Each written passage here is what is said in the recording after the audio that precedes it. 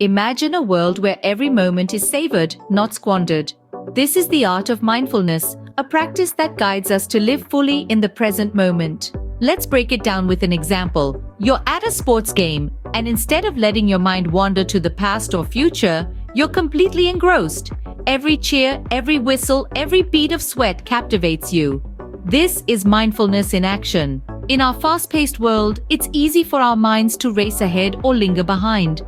Mindfulness serves as an anchor, grounding us in the now and enhancing our connection with our surroundings. Here's a simple exercise to help you practice.